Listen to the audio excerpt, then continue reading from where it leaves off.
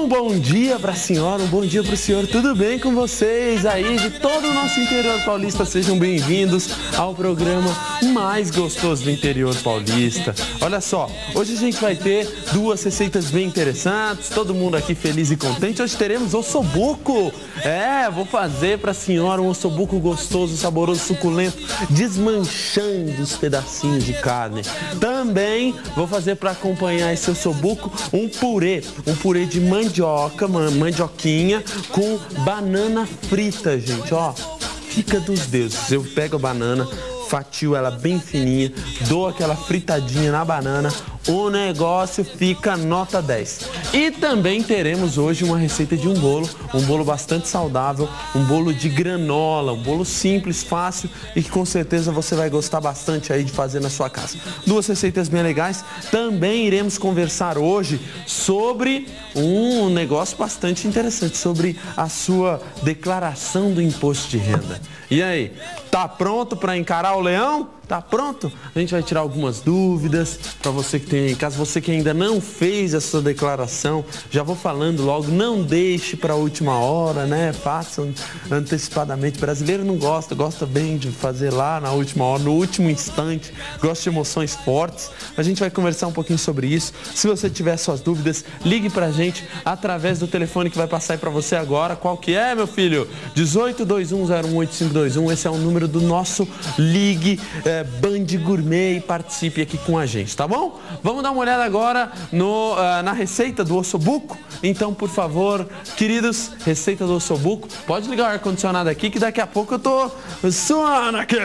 Vamos lá, o programa ao vivo começando e a receita rolando aí pra você. Vai lá. Aê, Luiz.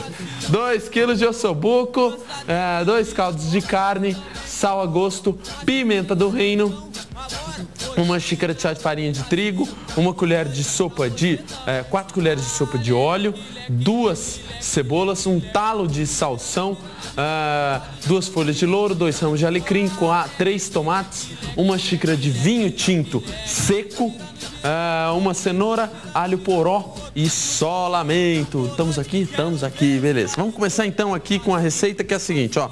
Panelinha aquecendo aqui para vocês, olha aí, a panelinha já vai esquentando. Eu vou colocar um pouquinho de óleo ou azeite na panela. Luiz, tem como você me mandar aí o alho poró? O alho poró, porque ele é importante pra gente fritar. Aí, meu garoto, isso, ótimo, um alho porózinho pra gente aí começando, porque a receita aqui tá só, hoje o negócio foi corrido aqui, hein? Hoje foi, já gravamos, já estamos trabalhando desde cedo. A senhora, como é que tá? Tá trabalhando desde cedo? Ó, esse ossobuco aqui, gente, geralmente o pessoal, ele é um prato fino, só que ele depende muito do jeito como você vai preparar para que ele fique ainda mais saboroso. Primeiramente, procure um ossobuco assim, ó. Olha que ossobuco bonito que a gente tem, com bastante tutano. O que é o tutano? É essa parte que tem no meio do nosso osso. Ele é super gostoso e é ele que vai dar o sabor pro ossobuco, tá? Eu vou colocar um pouquinho de alho poró para já ir fritando, tá? Uma carne bem boa, com os pedaços bem grandes. E não descarte esses aqui que só tem um ossobuco, ó, que só tem um ossinho. Por que você não pode descartar isso aqui? Porque é esse aqui que, junto com os pedaços maiores, vai dar pro molho aquela textura mais aveludada, mais gostosa, tá? Não é só a carne que você tem que procurar, não. Depois que você fritou, então, o alho poró, tá ali fritando devagarzinho e tal, eu vou colocar também um pouquinho ali para fritar de aqui alecrim, beleza, um pouquinho de alecrim e deixa ele ali fritando um pouquinho. Deixa eu ver se eu tenho aqui um pouquinho de vinho. Tem um pouquinho de vinho tinto, seco, deixa eu já separar ele pra cá, porque aí eu vou fazer o seguinte, ó, com um prato, deixa eu pegar um pratinho aqui, um pratinho aqui, eu vou passar esses pedaços de carne na farinha de trigo. Gabriel, por que você vai passar na farinha de trigo? Primeiro, para manter a integridade do ossobuco. Segundo, que a farinha de trigo vai servir para dar uma viscosidade melhor para o molho ficar um pouquinho mais viscoso, um pouquinho mais gostoso. Então eu pego esses pedaços maiores de carne aqui de ossobuco e passo na farinha de trigo. Ó aqui então, ó, pedacinhos maiores, pego eles, opa, aê, ó. Tem gente que gosta de fazer o ossobuco na pressão. Eu já vou logo falando, gente. Você quer um ossobuco nota 10? Não faça na pressão, faça aqui, ó, cozinhando você mesmo. Ele vai ficar um ossobuco muito mais saboroso, muito mais gostoso. Olha, passa ele aqui na farinha de trigo, de um lado do outro. Grelho ele dos dois lados, vou passar esse aqui também, olha aí, beleza. Esse aqui eu dou uma grelhadinha. Aí eu pego os pedacinhos menores. Os pedacinhos menores você não precisa passar na farinha de trigo não. E já separo eles pra cá. Vou passar uma aguinha aqui na mão, só pra tirar os restos. Show de bola. E eu deixo ele agora grelhar. Você vai dar uma mexidinha. Tem gente que fala assim, Gabriel, por que você não frita esses pedaços de carne separadamente? Eu acho que não tem nem necessidade, porque aqui o que eu quero é que simplesmente ele fique grelhado, bonito e gostoso, tá? Deu aquela fritadinha, aí eu vou colocar um pouquinho de caldo de carne. Olha, uns pedacinhos de caldo de carne. Beleza. E um pouquinho de sal. Cenoura. A cenoura, gente, ó, você vai cortá-la em rodelas e vai colocá-la ali junto. Aqui eu tenho mais ou menos uma meia cenoura para essa quantidade aqui.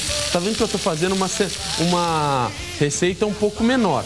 A cenoura e esse ingrediente aqui, o salsão, são os grandes diferenciais dessa receita, porque eles vão deixar ela um pouco mais suave, um pouco mais leve. Muita gente reclama que o ossobuco é um prato pesado.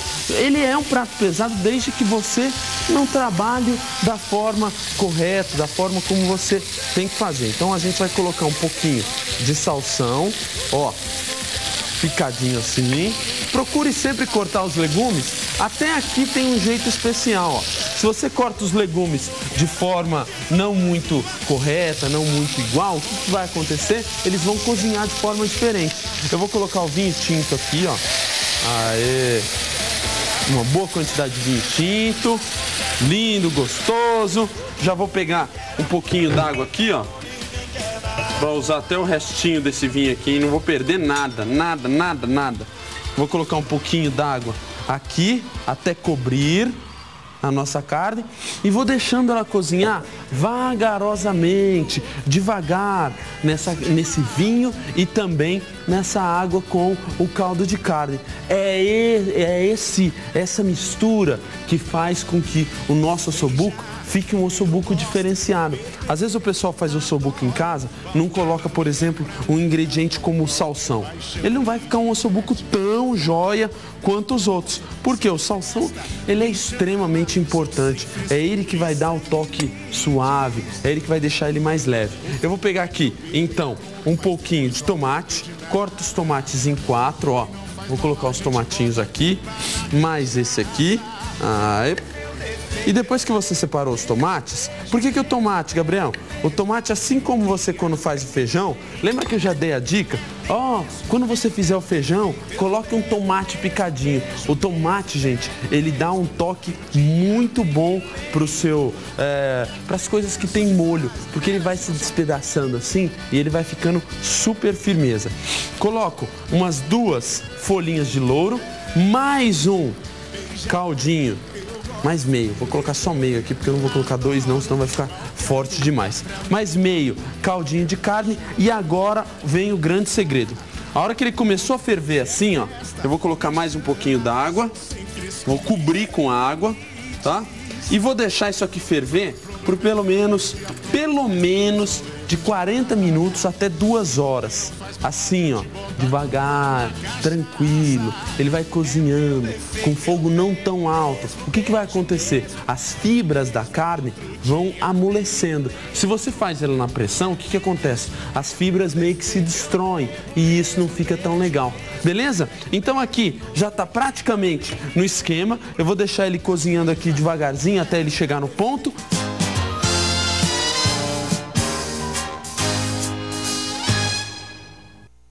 De volta volta com o programa mais gostoso do interior paulista. Deixa eu fechar a porta aqui, né, que o negócio tá aberto.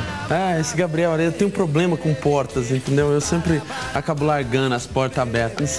Isso acho que vem de genética da minha mãe. Ó, agora a gente vai... já passou a receita aí do purê? Já? Então, manda a receita aí do purê pra gente fazer agora nesse bloco.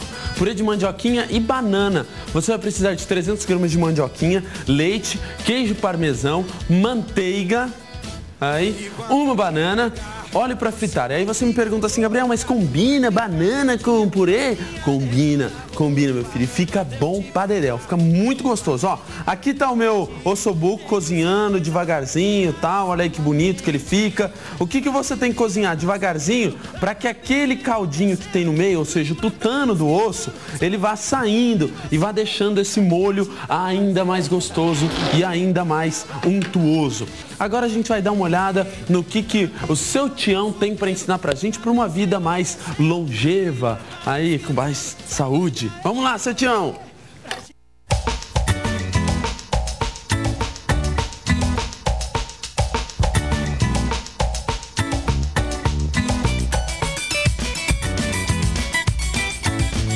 Ô, filhotinho, esse alimento aqui, ó, é quase uma farmácia.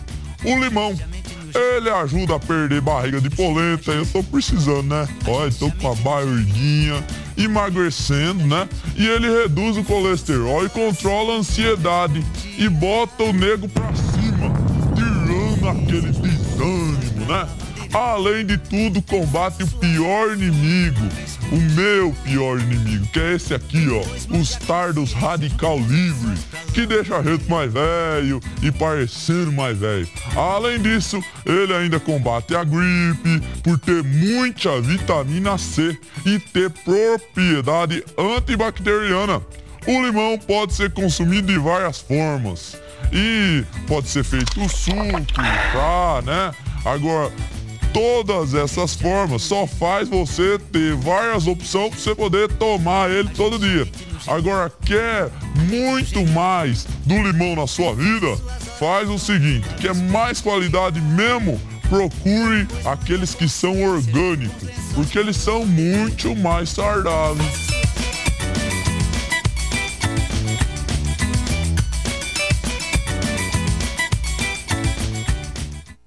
Olha só, gente, tá aí, aprendeu um pouquinho mais sobre como ter uma vida mais longeva. Agora a gente vai começar a fazer a receita do purê de mandioquinha com banana, que fica muito legal. Nosso delicioso ossobuco já está ali cozinhando. E para você que tem aquelas dúvidas, as dúvidas que sempre nessa época do ano aparecem sobre... vem aquele seu encontro com o leão, né? Será que o leão vai te dar uma mordida muito dolorida? Para isso que hoje a gente trouxe aqui o Dr. Lucas Campos, que é auditor fiscal. Tudo bem, doutor? Tudo jóia? Tudo bem. Olha aí, e essa mordida do leão aí, será que vai doer no pessoal? Como é que vai ser? O pessoal tá meio retardando, tão demorando muito, tão entregando, como é que tá? Até agora, praticamente 2 milhões de contribuintes já enviaram as declarações para a Receita Federal. A expectativa esse ano é que em torno de 26 milhões de brasileiros entreguem as suas declarações. Aqui na região de Prudente, praticamente 117 mil declarações devem ser entregues aqui nos municípios da região. Por enquanto ainda está calminho, em torno de 6 mil já cumpriram a sua obrigação com o leão. E a gente espera que até 30 de abril, às 23 horas e 59 minutos, que é o prazo final... Esses 59 minutos, uma hora conta. Porque às 24 horas o programa sai do ar, ninguém mais transmite, né? E possa fazer, então, esse encontro de contas com o leão. Só pra gente ter, assim, pra sanar as dúvidas do pessoal, quem que tem que fazer declaração?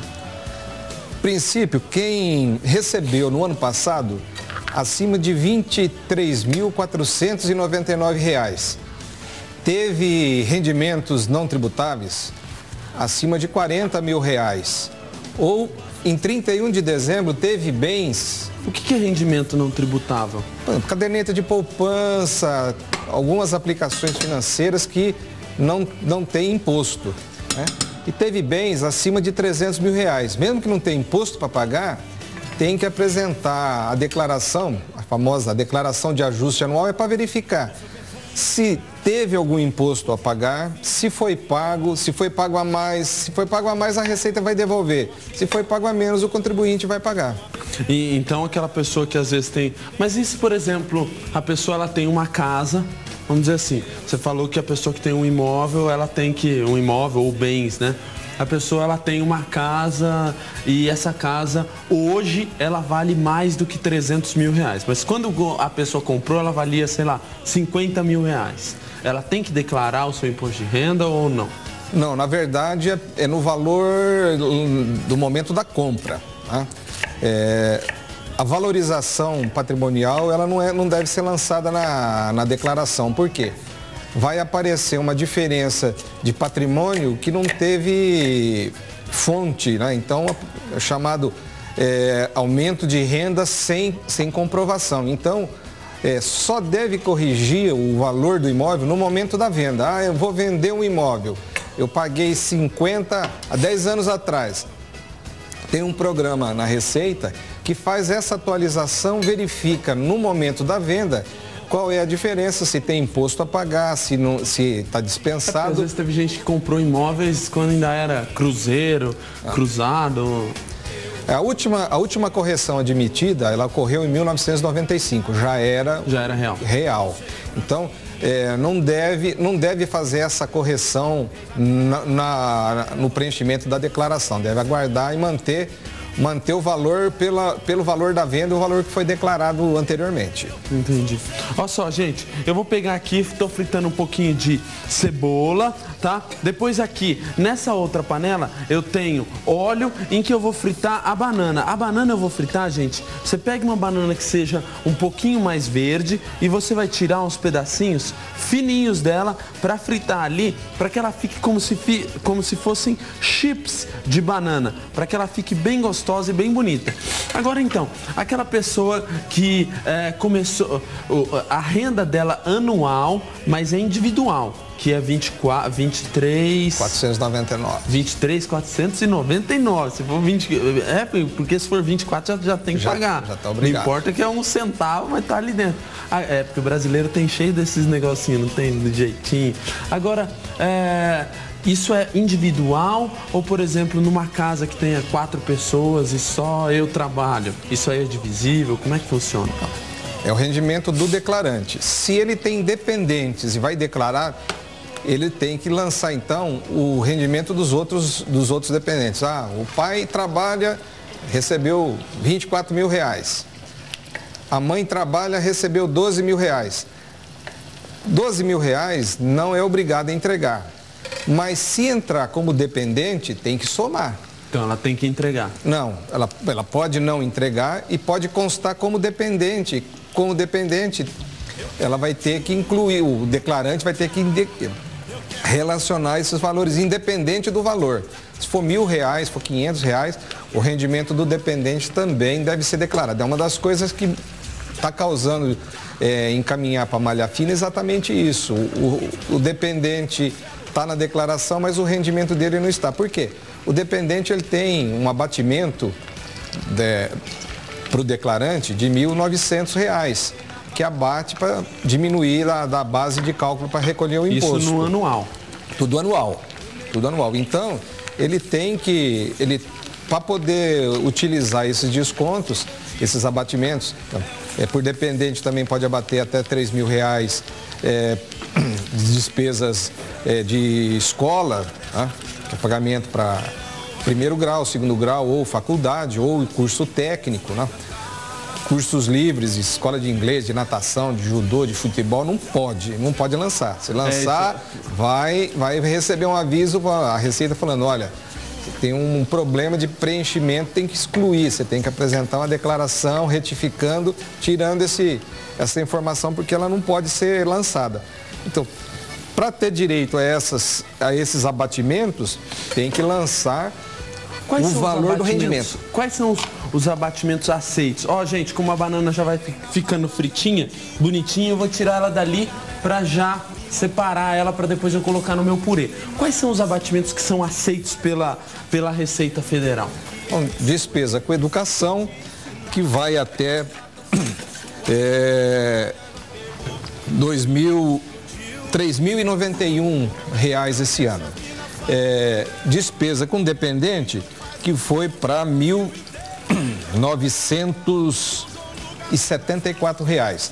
Despesa com dependente não precisa lançar nada. Você lançando na declaração que tem um dependente, o programa automaticamente já lança esse valor para bater. O máximo. E despesas médicas. Despesas médicas não tem limite.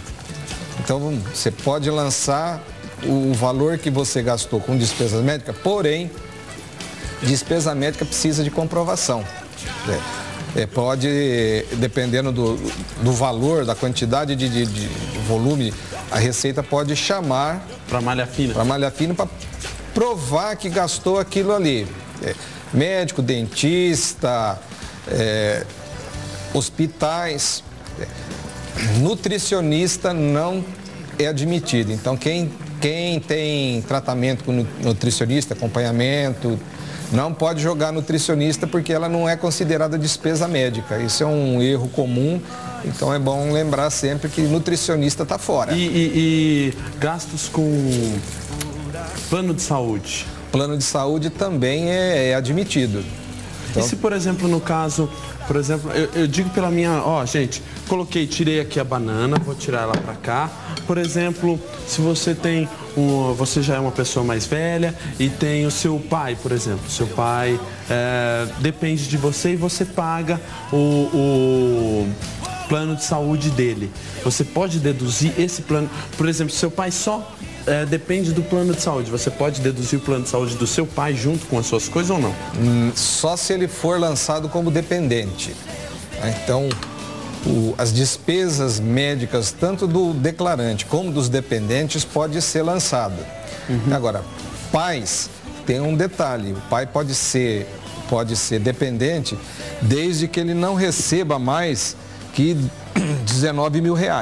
Então, se ele tem rendimento, tem uma aposentadoria de R$19 mil, ele pode ser lançado como dependente, mas essa renda de aposentadoria tem que ter lançado lá e somado. Muitas vezes pode não compensar. Então, precisa fazer essa verificação antes de entregar, porque de repente, para aproveitar algum valor do plano de saúde pago para o pai ou para a mãe, ou para o pai e a mãe, de repente vai pagar mais imposto se lançar os dois, porque o valor vai aumentar o imposto pago pela soma dos 2 rendimentos ou 3 rendimentos. Então, precisa verificar isso antes, no momento de preenchimento da declaração. Muita coisa que o pessoal tem que ver. Vamos fazer o seguinte, vamos fazer um break rapidinho. Eu vou terminar aqui, vou dar uma mexida no meu purê até ele virar uma massa mesmo. Eu coloquei leite, coloquei cebola, coloquei alho. Vou deixar ele chegar até no ponto. A gente vai para o intervalo rapidinho, no próximo bloco eu volto e a gente vai finalizar essa receita. E também tem um bolo que a gente vai fazer. E também conversar um pouquinho mais sobre aí a sua declaração do imposto de renda. Então não saia daí. Band Gourmet tá ainda continuando. Vai lá. Dizendo pra mim que sou o seu astral, que esse amor que está em mim é tão